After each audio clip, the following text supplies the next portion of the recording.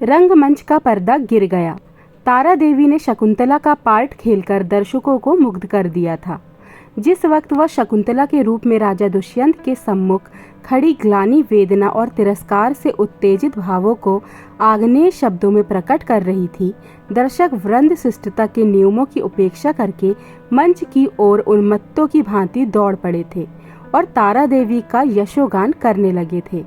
कितने ही तो स्टेज पर चढ़ गए थे और तारा देवी के चरणों पर गिर पड़े। सारा स्टेज फूलों से पट गया। आभूषण की वर्षा होने लगी। यदि उसी क्षण मेनका का विमान नीचे आकर उसे उड़ा न ले जाता तो कदाचित उस धक्कम धक्के में 10-5 आदमियों की जान पर बनाती। मैनेजर ने तुरंत आकर दर्शकों को गुण ग्राहकता का धन्यवाद दिया और वादा भी किया कि दूसरे दिन फिर वही तमाशा होगा। तब लोगों का मोहान्माद शांत हुआ, मगर एक युवक उस वक्त भी मंच पर खड़ा रहा। लंबे कद का था, तेजस्वी मुद्रा, कुंदन का सा देवताओं का सा स्वरूप, गठी हुई देह, मुंह से एक ज्योति सी प्रस्फुटित हो रही थी। कोई राजकुमार मालूम होता था। जब सारे दर्शक गण बाहर निकल गए, उसने मैनेजर से पूछा, क्या तारा देवी से एक क्षण के लिए भी मिल सकता हूँ? मैनेजर ने उपेक्षा के भाव से कहा, हमारे यहाँ ऐसा नियम नहीं है। युवक ने फिर पूछा, क्या आप मेरा कोई पत्र उसके पास भेज सकते हैं? मैनेजर ने उसी उपेक्षा के भाव से कहा, जी नहीं, क्षमा कीजिएगा, यह हमारे नियमों के विरुद्ध है। युवक ने और कुछ न कहा, निराश होकर स्टेज के नीचे उतर पड़ा और बाहर ही जाना चाहता था कि मैनेजर ने पूछा, जरा ठहर जाइए, आपका कार्ड? युवक ने जेब से कागज का एक टुकड़ा निकालकर कुछ लिखा और दे दिया। मैनेजर ने पुर्जे को उड़ती हुई निगाह से देखा। कुंवर निर्मलकांत चौधरी, OBE। मैनेजर की कठोर मुद्रा कोमल हो गई। कुंवर निर्मलकांत शहर के सबसे बड़े रईस और ताल्लुकेदार थे, साहित्य के उज्जवल रत्न, संगीत के सिद्धहस्त आचार्य, उच्च कोटि के विद्वान, 8-10 लाख सालाना के नफेदार, जिनके दान से देश की कितनी ही संस्थाएं चलती थीं, इस समय एक क्षुद्र प्रार्थी के रूप में खड़े थे। मैनेजर अपनी अपेक्षा भाव पर लज्जित हो गया। विनम्र शब्दों में बोला, क्षमा कीजिएगा, मुझसे बड़ा अपराध हुआ। मैं अभी तारा देवी के पास हुजूर का कार्ड लिए जाता हूँ। कुंवर साहब ने उससे रुकने का इशारा करके कहा, नहीं, अब रहने ही दीजिए, मैं कल 5 बजे आऊँगा। इस वक्त तारा देवी को कष्ट होगा, यह उनके विश्राम का समय है। मैनेजर, मुझे विश्वास है कि वह आपकी खातिर इतना कष्ट सहर्ष सह लेंगी। मैं 1 मिनट में आता हूँ। किंतु कुंवर साहब अपना परिचय देने के बाद अपनी आतुरता पर संयम का पर्दा डालने के लिए विवश थे। मैनेजर को सज्जनता का धन्यवाद दिया और कल आने का वादा करके चले गए। तारा एक साफ सुथरे और सजे हुए कमरे में मेज के सामने किसी विचार में मग्न बैठी थी। रात का वह दृश्य उसकी आंखों के सामने नाच रहा था। ऐसे दिन जीवन में क्या बार बार आते हैं। कितने मनुष्य उसके दर्शनों के लिए विकल हो रहे हैं, बस एक दूसरे पर फाट पड़ते हैं। कितनों को उसने पैरों से ठुकरा दिया था, हाँ, ठुकरा दिया था, मगर उस समूह में केवल एक दिव्य मूर्ति अविचलित रूप से खड़ी थी। उसकी आंखों में कितना गंभीर अनुराग था, कितना दृढ़ संकल्प।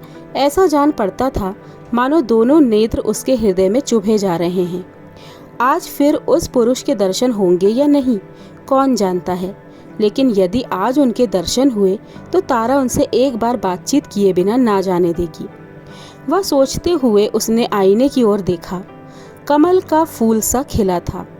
कौन कह सकता था कि वह नव विकसित पुष्प 33 वसंतों की बहार देख चुका है। वह कांति, वह कोमलता, वह चपलता, वह माधुर्य किसी नव यौवना को लज्जित कर सकता था। तारा एक बार फिर हृदय में प्रेम दीपक जला बैठी। आज से 20 साल पहले एक बार उसको प्रेम का कटु अनुभव हुआ था। तब से वह एक प्रकार का वैधव्य जीवन व्यतीत करती रही। कितने प्रेमियों ने अपना हृदय उसको भेंट करना चाहा था, पर उसने किसी की ओर आंख उठाकर भी ना देखा था। उसे उनके प्रेम में कपट की गंध आती थी, मगर आज उसका संयम उसके हाथ से निकल गया। एक बार फिर आज उसे हृदय में उसी मधुर वेदना का अनुभव हुआ जो 20 साल पहले हुआ था। एक पुरुष का सौम्य स्वरूप उसकी आंखों में बस गया, हृदय पट पर खिंच गया। उसे वह किसी तरह भूल न सकती थी। उसी पुरुष को उसने मोटर पर जाते देखा था होता तो कदाचित उधर ध्यान भी न करती, पर उसे अपने सम्मुख प्रेम का उपहार हाथ में लिए देखकर वह स्थिर न रह सकी। सहसा दाई ने आकर कहा, बाई जी, रात की सब चीज़ें रखी हुई हैं, कहिए तो लाऊं? तारा ने कहा, नहीं, मेरे पास चीज़ें लाने की ज़रूरत नहीं, मगर ठहरो, क्या क्या चीज़ें हैं? एक ढेर का ढेर तो लगा है बाई जी, कहाँ तक गिनाऊं? अशर्फियाँ हैं, ब्योरोच हैं, बाल के पिन, बटन, लॉकेट, अंगूठियाँ सभी तो हैं। एक छोटे से डिब्बे में एक सुंदर हार है, मैंने आज तक वैसा हार नहीं देखा, सब संदूक में रख दिया है। अच्छा, वह संदूक मेरे पास ला। दाई ने संदूक लाकर मेज पर रख दिया। उधर एक लड़के ने एक पत्र लाकर तारा को दिया। तारा ने पत्र को उत्सुक नेत्रों से देखा। कुंवर निर्मल कांत OBE। लड़के से पूछा, यह पत्र किसने दिया है? वह तो नहीं जो रेशमी साफा बांधे हुए थे? लड़के ने केवल इतना कहा, मैनेजर साहब ने दिया है, और लपका हुआ बाहर चला गया। संदूक में सबसे पहले डिब्बा नजर आया। तारा ने उसे खोला तो सच्चे मोतियों का सुंदर हार। डिब्बे में एक तरफ एक कार्ड भी था। तारा ने लपक कर उसे निकाल लिया और पढ़ा, कुंवर निर्मल कांत। कार्ड उसके हाथ से छूटकर गिर पड़ा। वह झपट कर कुर्सी से उठी और बड़े वेग से कई कमरों और बरामदों को पार करती मैनेजर के सामने आकर खड़ी हो गई। मैनेजर ने खड़े होकर उसका स्वागत किया और बोला, मैं रात की सफलता पर आपको बधाई देता हूँ। तारा ने खड़े खड़े पूछा, कुंवर निर्मल कांत क्या बाहर हैं? लड़का पत्र देकर भाग गया, मैं उससे कुछ पूछ न सकी। कुंवर साहब का रुक्का तो रात ही तुम्हारे चले जाने के बाद मिला था, तो आपने उसी वक्त मेरे पास क्यों नहीं भेज दिया? मैनेजर ने दबी जबान से कहा, मैंने समझा तुम आराम कर रही होगी, कष्ट देना उचित न समझा। और भाई, साफ बात यह है कि मैं डर रहा था कहीं कुंवर साहब को तुमसे मिलाकर तुम्हें खो ना बैठूं। अगर मैं औरत होता तो उसी वक्त उनके पीछे हो लेता। ऐसा देवरूप पुरुष मैंने आज तक नहीं देखा। वही जो रेशमी साफा बांधे खड़े थे तुम्हारे सामने, तुमने भी तो देखा होगा। तारा ने मानो अर्ध निद्रा की दशा में कहा, हाँ देखा तो था। क्या यह फिर आएंगे? हाँ, आज 5 बजे शाम को। बड़े विद्वान आदमी हैं और इस शहर के सबसे बड़े रईस। आज मैं रिहर्सल में ना आऊँगी। कुंवर साहब आ रहे होंगे। तारा आईने के सामने बैठी है और दाई उसका श्रृंगार कर रही है। श्रृंगार भी इस जमाने में एक विद्या है। पहले परिपाटी के अनुसार ही श्रृंगार किया जाता था। कवियों, चित्रकारों और रसिकों ने श्रृंगार की मर्यादा सी बांध दी थी। आँखों के लिए काजल लाजमी था, हाथों के लिए मेहंदी, पाँव के लिए महावर, एक एक अंग, एक एक आभूषण के लिए निर्दिष्ट था। आज वह परिपाटी नहीं रही। आज प्रत्येक रमणी अपनी स्वरुचि, सुबुद्धि और तुलनात्मक भाव से श्रृंगार करती है। उसका सौंदर्य किस उपाय से आकर्षकता की सीमा पर पहुंच सकता है, यही उसका आदर्श होता है। तारा इस कला में निपुण थी। वह 15 साल से इस कंपनी में थी और यह समस्त जीवन उसने पुरुषों के हृदय से खेलने में ही व्यतीत किया था। किस चितवन से, किस मुस्कान से, किस अंगड़ाई से, किस तरह केशों के बिखेर देने से दिलों का कत्ले आम हो जाता है, इस कला में कौन उससे बढ़कर हो सकता था। आज उसने चुन चुनकर आजमाए हुए तीर तरकस से निकाले और जब अपने अस्त्रों से सज कर वह दीवान खाने में आई तो जान पड़ा मानो संसार का सारा माधुर्य उसकी बलाएं ले रहा है। वह मेज के पास खड़ी होकर कुंवर साहब का कार्ड देख रही थी। उसके कान मोटर की आवाज़ की ओर लगे हुए थे। वह चाहती थी कि कुंवर साहब इसी वक्त आ जाएं और उसे इसी अंदाज से खड़े देखें। इसी अंदाज से वह उसके अंग प्रत्यंगों की पूर्ण छवि देख सकते थे। उसने अपनी श्रृंगार कला से काल पर विजय पा ली थी। कौन कह सकता था कि ये चंचल नवयौवन उस अवस्था को पहुंच चुकी है जब हृदय को शांति की इच्छा होती है। वह किसी आश्रम के लिए आतुर हो उठता है और उसका अभिमान नम्रता के आगे सिर झुका देता है। तारा देवी को बहुत इंतजार न करना पड़ा। कुंवर साहब शायद मिलने के लिए उससे भी उत्सुक थे। 10 ही मिनट के बाद उनकी मोटर की आवाज़ आई। तारा संभल गई। एक क्षण में कुंवर साहब ने कमरे में प्रवेश किया। तारा शिष्टाचार के लिए हाथ मिलाना भी भूल गई। प्रौढ़ावस्था में भी प्रेमी की उद्विग्नता और असावधानी कुछ कम नहीं होती। वह किसी सलज्जा युवती की भांति सिर झुकाए खड़ी रही। कुंवर साहब की निगाह आते ही उसकी गर्दन पर पड़ी। वह मोतियों का हार जो उन्होंने रात को भेंट किया था चमक रहा था। कुंवर साहब को इतना आनंद और कभी न हुआ। उन्हें एक क्षण के लिए ऐसा जान पड़ा मानो उसके जीवन की सारी अभिलाषा पूरी हो गई। बोले, मैंने आपको आज इतने सवेरे कष्ट दिया, क्षमा कीजिएगा। यह तो आपके आराम का समय होगा। तारा ने सिर से खिसकती हुई साड़ी को संभाला और कहा, इससे ज़्यादा आराम और क्या हो सकता है कि आपके दर्शन हुए। मैं इस उपहार के लिए और क्या आपको मानो धन्यवाद देती हूँ।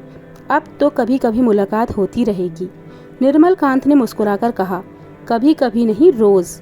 आप चाहे मुझसे मिलना पसंद ना करें, पर एक बार इस ड्योढ़ी पर सिर को झुका ही जाऊंगा। तारा ने भी मुस्कुराकर उत्तर दिया। उसी वक्त तब तक कि मनोरंजन की कोई नई वस्तु नजर न आ जाए। क्यों? मेरे लिए यह मनोरंजन का विषय नहीं, जिंदगी और मौत का सवाल है। हाँ, तुम इसे विनोद समझ सकती हो, मगर कोई परवाह नहीं। तुम्हारे मनोरंजन के लिए मेरे प्राण भी निकल जाएं तो मैं अपना जीवन सफल समझूंगा। दोनों तरफ से इस प्रीति को निभाने के वादे हुए। फिर दोनों ने नाश्ता किया और कल भोज का न्योता देकर कुंवर साहब विदा हुए। 1 महीना गुजर गया। कुंवर साहब दिन में कई बार आते। उन्हें एक क्षण का वियोग भी असह्य था। कभी दोनों बजरे पर दरिया की सैर करते, कभी हरी हरी घास पर पार्कों में बैठे पाते बातें करते। कभी गाना बजाना होता। नित्य नए प्रोग्राम बनते थे। सारे शहर में मशहूर था कि ताराबाई ने कुंवर साहब को फांस लिया है और दोनों हाथों से संपत्ति लूट रही है। पर तारा के लिए कुंवर साहब का प्रेम ही एक ऐसी संपत्ति थी जिसके सामने दुनिया भर की दौलत देय थी। उन्हें अपने सामने देखकर उसे किसी वस्तु की इच्छा न होती थी। मगर 1 महीने तक इस प्रेम के बाजार में घूमने पर भी तारा को वस्तु ना मिली जिसके लिए उसकी आत्मा लोलुप हो रही थी। वह कुंवर साहब से प्रेम की अपार और अतुल प्रेम की, सच्चे और निष्कपट प्रेम की बातें रोज सुनती थी, पर उसमें विवाह का शब्द ना आने पाता था। मानो प्यासे को बाजार में पानी छोड़कर और सब कुछ मिलता हो। ऐसे प्यासे को पानी के सिवा और किस चीज़ से तृप्ति हो सकती थी? प्यास बुझाने के बाद संभव है और चीज़ों की तरफ उसकी रुचि हो, पर प्यासे के लिए तो पानी सबसे मूल्यवान पदार्थ है। वह जानती थी कि कुंवर साहब उसके इशारे पर प्राण दे सकते हैं, लेकिन विवाह की बात क्यों अपनी जुबान से नहीं करते? क्या इस विषय का कोई पत्र लिखकर अपना आशय कह देना संभव था? फिर क्या वह उसको केवल विनोद की वस्तु बनाकर रखना चाहते हैं? यह अपमान उससे ना सहा जाएगा। कुंवर के एक इशारे पर वह आग में कूद सकती थी, पर यह अपमान उसके लिए असह्य था। किसी शौकीन रईस के साथ वह इससे कुछ दिन पहले शायद 1-2 महीने रह जाती और उसे नोच खसोट कर अपनी राह लेती, किंतु प्रेम का बदला प्रेम है। कुंवर साहब के साथ वह यह निर्लज्ज जीवन न व्यतीत कर सकती थी। उधर कुंवर साहब के भाई बंद भी गाफिल ना थे। वे किसी भांति उन्हें ताराबाई के पंजे से छुड़ाना चाहते थे। कहीं कुंवर साहब का विवाह ठीक कर देना ही एक ऐसा उपाय था जिससे सफल होने की आशा थी, और यही उन लोगों ने किया।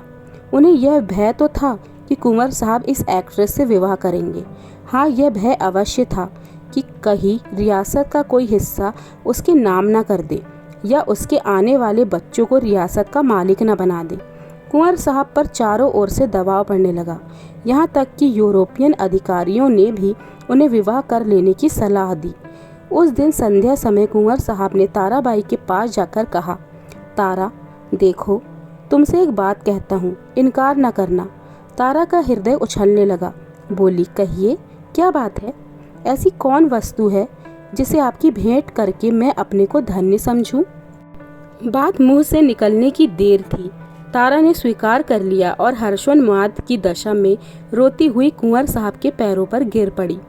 एक क्षण के बाद तारा ने कहा, मैं तो निराश हो चली थी, आपने बड़ी लंबी परीक्षा ली। कुंवर साहब ने जबान दांतों तले दबाई, मानो कोई अनुचित बात सुन ली हो। यह बात नहीं है तारा, अगर मुझे विश्वास होता कि तुम मेरी याचना स्वीकार कर लोगी तो कदाचित पहले ही दिन मैंने भिक्षा के लिए हाथ फैला लिया होता, पर मैं अपने को तुम्हारे योग्य नहीं पाता था। तुम सद्गुणों की खान हो और मैं जो कुछ हूँ वह तो तुम जानती ही हो। मैंने निश्चय कर लिया था कि उम्र भर तुम्हारी उपासना करता रहूँगा। शायद कभी प्रसन्न होकर तुम मुझे बिना मांगे वरदान दे दोगी। बस यही मेरी अभिलाषा थी। मुझ में अगर कोई गुण है तो यही है कि मैं तुमसे प्रेम करता हूँ। जब तुम साहित्य या संगीत या धर्म पर अपने विचार प्रकट करने लगती हो तो मैं दंग रह जाता हूँ और अपनी शूद्रता पर लज्जित हो जाता हूँ। तुम मेरे लिए सांसारिक नहीं, स्वर्गीय हो। मुझे आश्चर्य यही है कि इस समय मैं मारे खुशी के पागल क्यों नहीं हो जाता। कुंवर साहब देर तक अपने दिल की बातें कहते रहे। उनकी वाणी कभी इतनी प्रगल्भ भी न हुई थी। तारा सिर झुकाए सुनती थी, पर आनंद की जगह उसके मुख पर एक प्रकार का शोभ लज्जा से मिला हुआ अंकित हो रहा था। यह पुरुष इतना सरल हृदय, इतना निष्कपट है, इतना विनीत, इतना उदार। सहसा कुंवर साहब ने पूछा, तो मेरे भाग्य किस किस दिन उदय होंगे तारा? दया करके कुछ दिनों के लिए ना टालना। तारा ने कुंवर साहब की सरलता से परास्त होकर चिंतित स्वर में कहा, कानून का क्या कीजिएगा? कुंवर साहब ने तत्परता से उत्तर दिया, इस विषय में तुम निश्चिंत रहो तारा, मैंने वकीलों से पूछ लिया है। एक कानून ऐसा है जिसके अनुसार हम और तुम एक प्रेम सूत्र में बंध सकते हैं। उसे सिविल मैरिज कहते हैं। बस आज ही के दिन वह शुभ मुहूर्त आएगा। क्यों? तारा सिर झुकाए रही, बोल न सकी। मैं प्रातःकाल आ जाऊंगा, तैयार रहना। तारा सिर झुकाए रही, मुंह से एक शब्द न निकला। कुंवर साहब चले गए, पर तारा वहीं मूर्ति की भांति बैठी रही। पुरुषों के हृदय से क्रीड़ा करने वाली चतुर नारी क्यों इतनी विमूढ़ हो गई थी? विवाह का एक दिन और बाकी है। तारा को चारों ओर से बधाइयां मिल रही थी। थिएटर की सभी स्त्री पुरुषों ने अपनी सामर्थ्य के अनुसार उसे अच्छे अच्छे उपहार दिए हैं।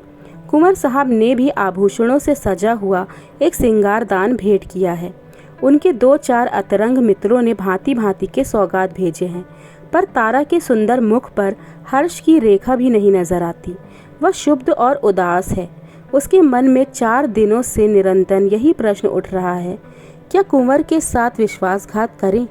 जिस प्रेम के देवता ने उसके लिए अपने कुल मर्यादा को तिलांजलि दे दी, अपने बंधुजनों से नाता तोड़ा, जिसका हृदय हिमकर्ण के समान निष्कलंक है, पर्वत के समान विशाल, उसी से कपट करे? नहीं, वह इतनी नीचता नहीं कर सकती।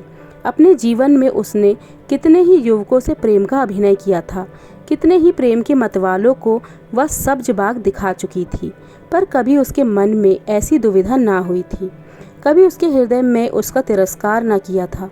क्या इसका कारण इसके सिवा कुछ और था कि ऐसा अनुराग उसे और कभी नहीं मिला था? क्या वह कुंवर साहब का जीवन सुखी बना सकती है? हाँ, अवश्य। इस विषय में उसे लेश मात्र भी संदेह नहीं था। भक्ति के लिए ऐसी कौन सी वस्तु है जो असाध्य हो? पर क्या वह प्रकृति को धोखा दे सकती है?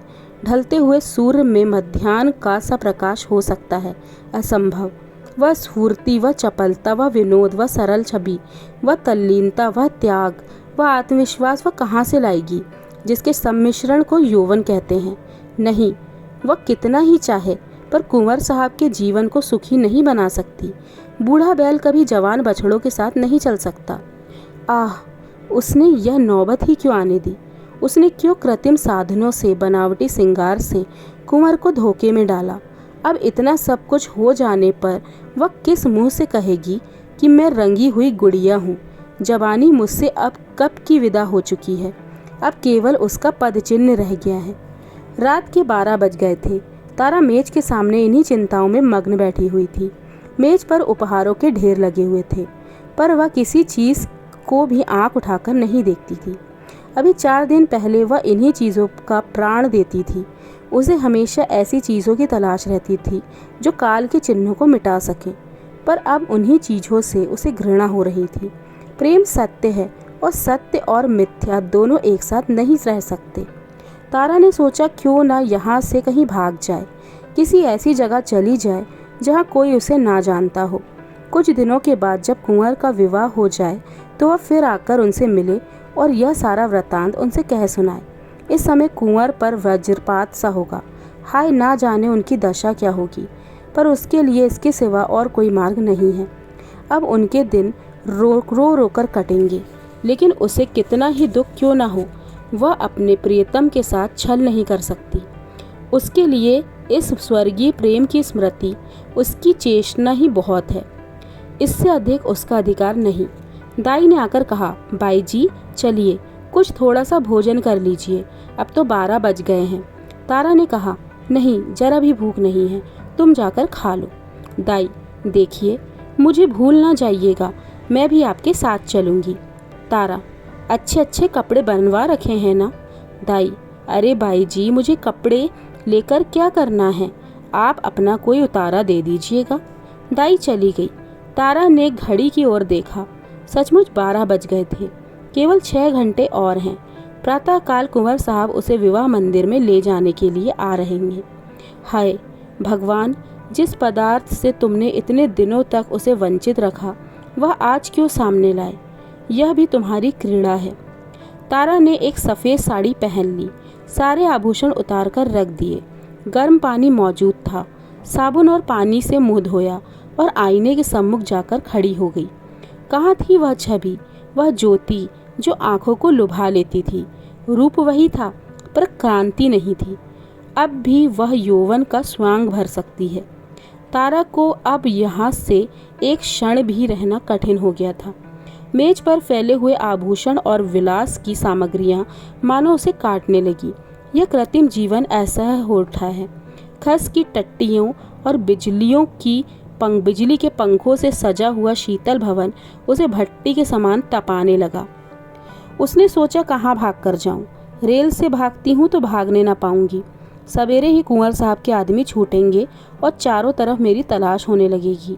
वह ऐसे रास्ते से जाएगी जिधर किसी का ख्याल भी न जाए। तारा का हृदय इस समय गर्व से छलका पड़ता था। वह दुखी न थी, निराश न थी। फिर कुंवर साहब से मिलेगी, किंतु वह निस्वार्थ संयोग होगा। प्रेम के बनाए हुए कर्तव्य मार्ग पर चल रही है, फिर दुख क्यों हो रहा है, निराश क्यों है? सहसा उसे ख्याल आया, ऐसा ना हो कुंवर साहब उसे वहां ना पाकर शोक विहलता की दशा में अनर्थ कर बैठे। इस कल्पना से उसके रोंगटे खड़े हो गए। एक क्षण के लिए उसका मन कातर हो उठा। फिर वह मेज पर जा बैठी और यह पत्र लिखने लगी। प्रियतम, मुझे क्षमा करना, मैं अपने को तुम्हारी दासी बनने के योग्य नहीं पाती। तुमने मुझे प्रेम का वह स्वरूप दिखा दिया जिसकी इस जीवन में मैं आशा ना कर सकती थी। मेरे लिए इतना ही बहुत है। मैं जब जीऊंगी तुम्हारे प्रेम में मग्न रहूंगी।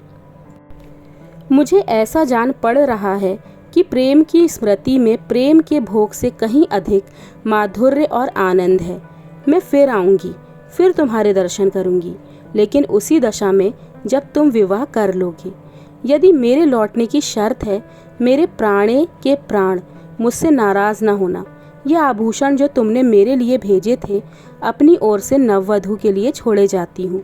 केवल वह मोतियों का हार जो तुम्हारे प्रेम का पहला उपहार है, अपने साथ लिए जाती हूँ। तुमसे हाथ जोड़कर कहती हूँ, मेरी तलाश न करना, मैं तुम्हारी हूँ और सदा तुम्हारी रहूँगी। तुम्हारी तारा। यह पत्र लिखकर तारा ने मेज पर रख दिया, मोतियों का हार गले में डाला और बाहर निकल गई। थिएटर हॉल से संगीत की ध्वनि आ रही थी। एक क्षण के लिए उसके पैर बंद गए। 15 वर्षों का पुराना संबंध आज टूट रहा था। सहसा उसने मैनेजर को आते देखा। उसका कलेजा धक से हो गया। वह बड़ी तेजी से लपककर दीवार की आड़ में खड़ी हो गई। जो ही मैनेजर निकल गया, वह हाथे के बाहर आई और कुछ दूर गलियों में चलने के बाद उसने गंगा का रास्ता पकड़ा। गंगा तट पर सन्नाटा छाया हुआ था। 10-5 साधु बैरागी धूनियों के सामने लेटे थे। 10-5 यात्री कंबल जमीन पर बिछाए सो रहे थे। गंगा किसी विशाल सर्प की भांति रेंगती चली जाती थी। एक छोटी सी नौका किनारे पर लगी हुई थी। मल्लाह नौका में बैठा हुआ था। तारा ने मल्लाह को पुकारा, ओ माझी, उस पार नाव ले चलेगा? माझी ने जवाब दिया, इतनी रात गए नाव ना जाई। मगर दूनी मजदूरी की बात सुनकर उसे डांड उठाया और नाव को खोलता हुआ बोला, सरकार, उस पार कहाँ गई हैं? उस पार एक गांव में जाना है। मुदा इतनी रात गए कोनो सवारी शिकारी ना मिली। कोई हर्ज नहीं, तुम मुझे उस पार पहुंचा दो। माझी ने नाव खोल दी। तारा उस पार जा बैठी और नौका मंद गति से चलने लगी, मानो जीव स्वप्न साम्राज्य में विचर रहा हो। इसी समय एकादशी का चांद पृथ्वी से उस पार अपनी उज्ज्वल नौका खेता हुआ निकला और व्योम सागर को पार करने लगा।